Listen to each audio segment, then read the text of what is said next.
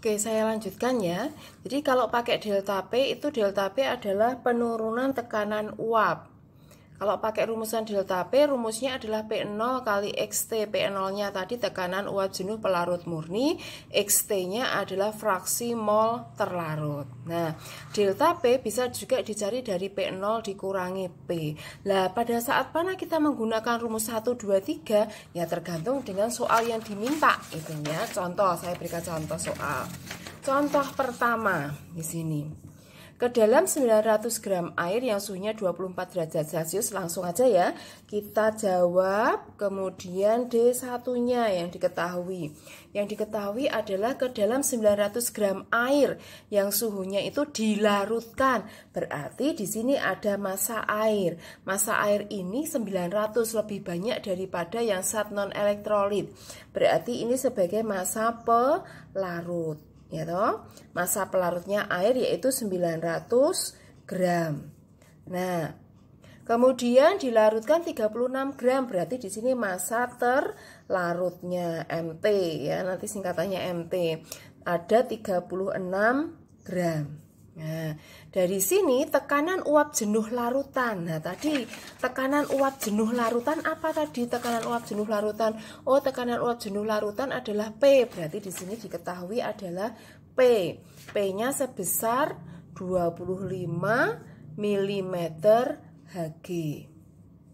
Bila tekanan uap jenuh air, nah, tekanan uap jenuh air tadi apa? Tekanan uap jenuh air adalah, berarti kan dia pelarut murni, berarti P0. Nah, berarti P0-nya adalah berapa?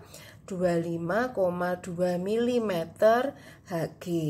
Tentukan ditanyakan adalah MR zat non-elektrolit, MR-nya terlarut berapa? Nah, jika diketahui MrH2O-nya, oh ini sudah ada pelarut tadi kan H2O ya. Ini berarti MR-nya ada 18. Nah, berarti kan yang ditanyakan MR terlarut, ada P, ada P0. Berarti kita pakai rumus yang mana? Oh, ada P, ada P0. Berarti pakai rumusnya yang pertama ini tadi. P sama dengan XP kali P0. Kita buat di sini. P sama dengan XP kali P0. Berarti harus tahu dulu XP-nya kan gitu. XP dicari dari mana? XP dicari kemarin rumusannya NP per NP ditambah NT. NP-nya berapa? Nah, sekarang kita cari dulu. Di sini berarti massa pelarut, berarti ada mol pelarutnya. Mol dicari dari massa dibagi MR. Massanya 900 dibagi 18. 900 bagi 18 berapa, Cah? Nanti dihitung ya, Cah ya. Tuh, terus habis itu massa terlarutnya ada 36 gram. Massa terlarut 36 gram, berarti nanti N terlarutnya 36 dibagi MR-nya. Karena kita nggak tahu MR-nya berapa, ya biarkan seperti itu aja. Ya, baru dimasukkan ke rumusan ini. Ya, ini kalau tak masukkan tak pindah ke sini kan berarti P sama dengan tadi NP per NP ditambah NT kali P0. P-nya berapa? P-nya 25, gitu. P-nya udah deh, belum ya? P-nya 25.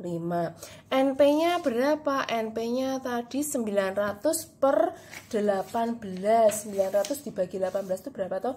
50 ya? 50. Nah, berarti ini 50. Nah, 50. 50 dibagi dengan 50 plus NT-nya tadi ini 36 per MR gitu toh. Ini dikurung, jangan lupa biar nggak keliru gitu. Kali P0. P0-nya adalah 25,2. 25,2. Sudah, berarti ini pindahkan ke sana gitu kan. 25 kali 50 ditambah 36 per MR sama dengan ini 50 dikali 25,2. Nah, ini nanti dihitung ada 1260, yang ini berarti 25 kali 50 1250 ditambah 25 kali 36 900 per mr gitu kan. Ini pindah ke sini berarti nanti 900 per mr per mr sama dengan 1260. Ini pindah ke kanan berarti min 1250. Berarti 900 per mr sama dengan 10. Maka mr sama dengan ini pindah ke sini, 10-nya pindah ke mr, 900 per 10. Coret-coret mr-nya ada 90. Ya, itu contoh pertama. Itu. Contoh kedua. Bentar, contoh keduanya di mana tadi? Contoh kedua ini, contoh kedua. Dilarutkan 1,86 gram glikol, dilarutkan. Berarti sudah jelas itu adalah massa terlarut. Ada 1,86 gram glikol, Tuh ya. C6H6O2, berarti kamu bisa cari nanti MR C2H6O2. Berapa MR-nya? Berarti nanti ARC-nya itu 12 ya toh? 12 berarti nanti 12 kali 2 ditambah 2 kali 6 ya toh? Hanya kan hanya 1 ya. 1 kali 6 ditambah O-nya 16 kali 2, nanti dijumlahkan ketemu 62. Ini adalah MR dari C2H6O2 itu ya. Nah, terus dalam 900 gram air, berarti itu adalah massa air.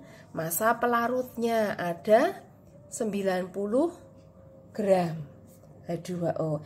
MR H2O berapa? MR H2O 180 ya toh? Nah, MN-nya 180.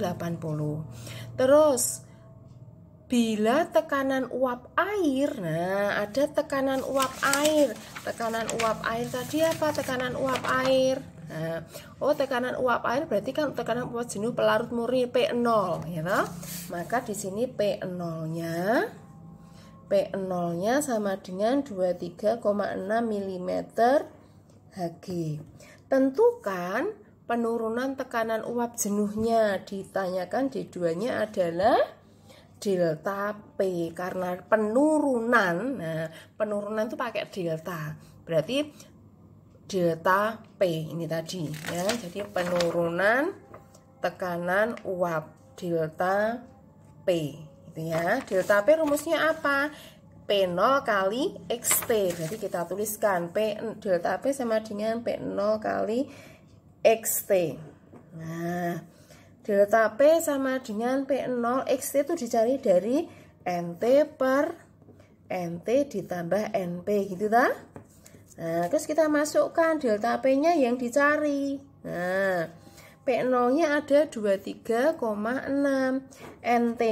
NT itu dicari dari ini kan, massa terlarut toh.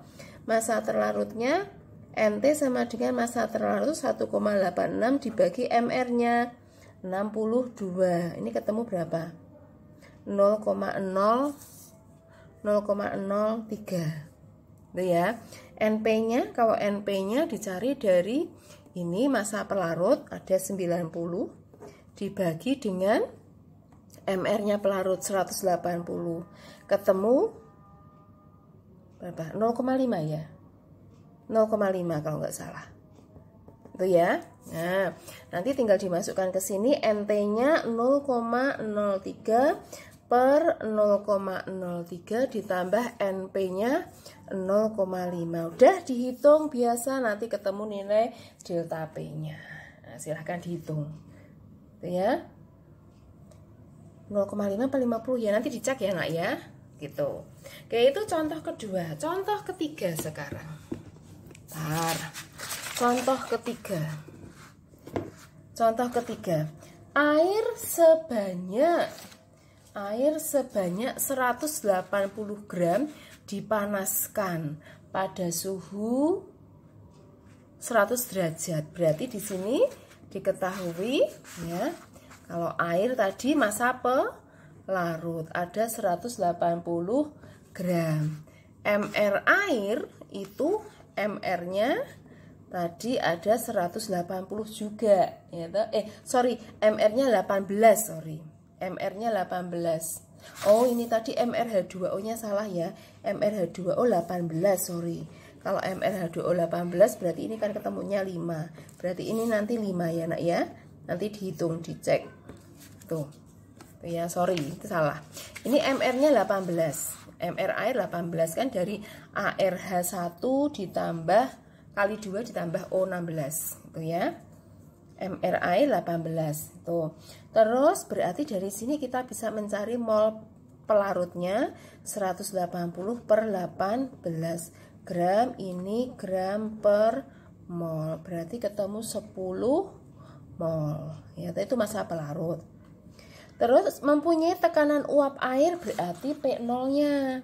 Ya, P0-nya ada 760 mm Hg. Jika ke dalam air tersebut ditambahkan 30 gram urea, berarti di situ adalah massa terlarut, yaitu 30 gram urea. Urea MR-nya 60. Nah, berarti bisa dicari NT-nya, gitu kan? Dicari dari 30 gram dibagi 60 gram per mol, ketemu 0,5 mol. Itu ya. Ditanyakan adalah tentukan tekanan uap larutannya, berarti yang ditanyakan P-nya. Rumus P tadi adalah XP dikali P0, gitu kan? Nah, P sama dengan XP kali P0. P-nya tadi yang ditanyakan, XP-nya XP-nya dicari dari NP, gitu. Saya tak tulisnya ya. NP-nya berapa? 10 ya. 10 dibagi 10 ditambah 0,5. Kan gitu rumusnya. Gitu. Ya. Kali P0-nya 760. Sudah, nanti dihitung ketemu nilai P-nya. Itu. Kalau nggak salah 723,5. Itu hasilnya. Nanti silakan dicek. Ya. Tuh. Itu contoh ketiga. Contoh ketiga dari sifat koligatif yang pertama. Nah, kita masuk yang kedua. Sifat koligatif yang kedua yaitu tentang kenaikan titik didih. Kenaikan titik didih itu dikenal dengan delta B. Ya. Delta B itu rumusnya M kali KB. M-nya adalah molalitas, KB-nya adalah tetapan kenaikan titik didih molal. Nah, kemudian ada TB larutan. TB larutan dicari dari TB air ditambah delta TB. TB itu apa? Titik didih larutan, ya. TB air berarti titik didih air. Tadi saya katakan titik didih air itu 100 derajat Celcius. Itu ya, contoh soalnya sekarang. Ke dalam 400 gram air berarti itu 400 gram air berarti sudah jelas karena dilarutkan 12 gram urea. Nah, berarti pelarutnya adalah air. Massa pelarutnya ada 400 gram air. Ya. MR air tadi MrH2O, air itu kan H2O, MR-nya ada 18. Itu ya. Terus dilarutkan 12 gram urea. Massa terlarut ada urea itu 12 gram. MR-nya 60. Tentukan titik didih larutan jika diketahui kenaikan titik didih air. Nah, kenaikan titik didih air tadi ya. Kenaikan titik didih air tadi adalah itu tetapannya. Ya, Ini tadi jika diketahui tetapan, harusnya ada tetapan kenaikan titik didih airnya, berarti itu delta TB-nya 0,52 derajat Celcius per molal.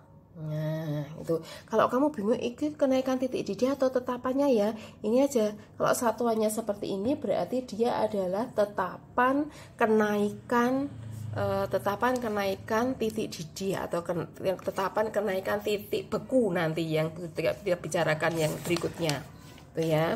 Nah, yang ditanyakan adalah tadi apa? Yang ditanyakan tentukan titik didih larutan. Titik didih larutan berarti TB larutan yang dimaksud, ya.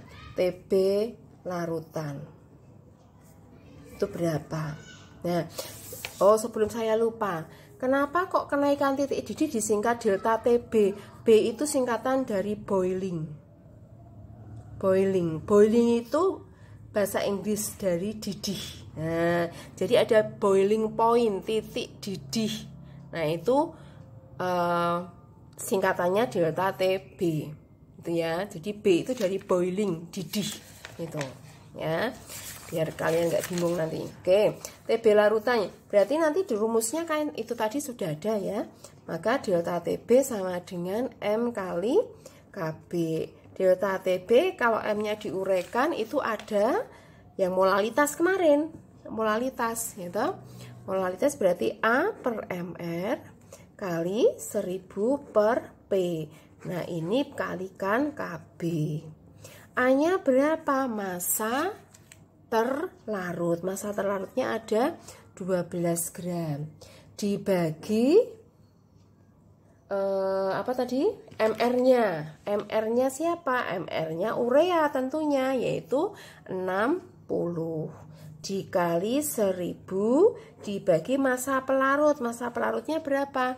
400. Nah, kali KB. KB-nya ada 0,5 sudah dihitung, ini coret, ini 2,5, berarti nanti 2,5 kali 12 per 60 dikalikan 0,52. Nanti ini ketemu 0,26. Itu baru delta TB. Yang ditanyakan adalah TB-nya. TB dicari dari TB air ditambah delta TB. Nah, berarti TB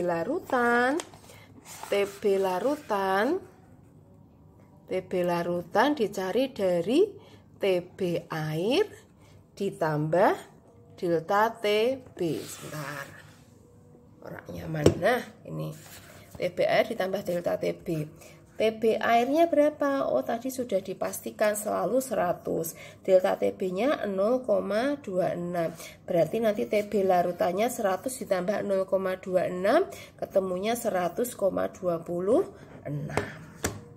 Ya, itu contoh 4 untuk sifat koligatif berhubung kenaikan titik didih. Contoh ke-5. Nah, contoh ke-5 sekalian. Ada 6 contoh nanti ya, Nak. Contoh ke-5. Oke. Suatu larutan glukosa dalam 100 gram air. Nah, habis langsung diketahui apa? Massa pelarut. Massa pelarutnya air itu ya. Ada 100 gram.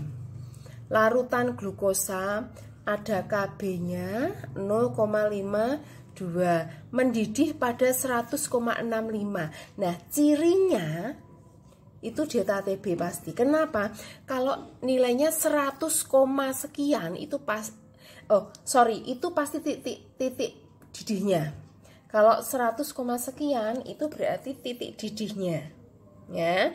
Kalau kenaikan itu hanya 0, itu cirinya. Ya, berarti di sini kalau ada mendidih pada 100,65 berarti TB-nya itu adalah 100, berapa tadi? 65. Berarti nanti kita bisa cari delta TB. Tadi kalau TB larutan dicari dari TB air plus delta TB, berarti kalau mau mencari delta TB adalah TB larutan dikurangi TB air. Ini TB larutan nih tadi toh. Tuh. Nah, sehingga nanti 100,65 dikurangi TB air 100 sehingga ketemu 0,65, itu adalah delta TB-nya. Tuh ya. Nah, pertanyaannya adalah tentukan massa glukosa. Kalau MR glukosanya ada 180 Berarti yang ditanyakan adalah massa glukosa. Nah, dari sini sudah kelihatan ada delta TB, ada KB, ada MPO. Berarti nanti pakai rumusannya delta TB sama dengan M kali KB, kan gitu. Nah, delta TB M-nya apa? A per MR kali 1000 per P kurung kali KB, gitu. Delta TB-nya berapa? 0,65, masukkan. Sama dengan A-nya berapa? Itu yang dicari, kan? Massa glukosa ini kan terlarut, massa terlarut yaitu massa glukosa. Berarti biarkan tuliskan A. MR glukosa berapa? Sudah ada 180. MR itu selalu MR-nya terlarut ya, Nak ya. Tuh, kali 1000 per massa pelarut. Massa pelarutnya tadi ada 100. Masukkan di sini 100. Dikalikan KB-nya ada berapa tadi? KB 0,52. Sehingga ini dicoret, habis ini habis, berarti nanti dipindah ruas 0,65 kali 18 sama dengan ini kali A 0,52 A, gitu kan? Sehingga nanti A ini adalah 11,7 sama dengan 0,52 A. Maka A-nya 11,7 dibagi 0,52. Berarti A-nya ketemu 22,5 gram. Itu. Ya, itu contoh ke-5. Contoh terakhir. Sebentar. Contoh terakhir. Ya, contoh terakhir. Dalam 400 ml ada rho massa jenis 1 gram per mililiter. Berarti itu sudah diketahui mililiter berarti volume, ya toh? Berarti volume pelarut. Volume pelarut ada 400 ml. Tapi di sini ada rho massa jenisnya ada 1 gram per mililiter. Dari sini kita bisa cari apa? Molarit masanya. Massa pelarutnya bisa dicari dari rho kali volume, kan gitu. Rho-nya 1 gram per mililiter kali 400 mililiter. Itu kayak kemarin ya. Berarti nanti massa pelarutnya itu adalah 400 gram. Ya. Dilarutkan 32 gram naftalen. Berarti itu massa terlarutnya ada 32 gram C10H8. Jika diketahui KB-nya 0,5 itu kan, AB-nya 0,5 dan AR-nya C12H1. Berarti ini nanti kamu bisa cari MR-nya. MR C10H8 berarti C tadi 12 kali 10 ditambah 1 kali 8 berarti 128 gitu ya. Maka tentukan titik didih larutan. Titik didih tadi adalah TB-nya ya, TB-nya. Oke. Nah, terus rumusnya apa? Delta TB sama dengan KB kali M kali KB. M delta TB-nya belum tahu, gitu kan? M-nya A per MR kali 1000 per P kali KB. A-nya berapa? A-nya tadi sudah dapatkan 32, ya toh? Massa terlarut. Dibagi MR-nya terlarut 128. Dikali 1000 per P pelarutnya tadi berapa? 400. Ya toh? Kali KB. KB-nya berapa? 0,52. Gitu kan? Nah, dari sini bisa dicoret-coret nanti ketemu selar.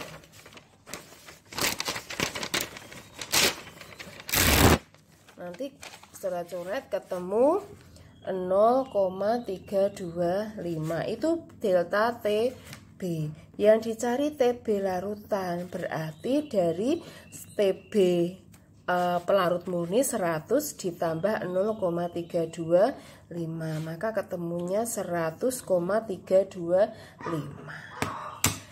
Oke anak-anak, itu tadi tentang sifat koligatif. Selamat belajar.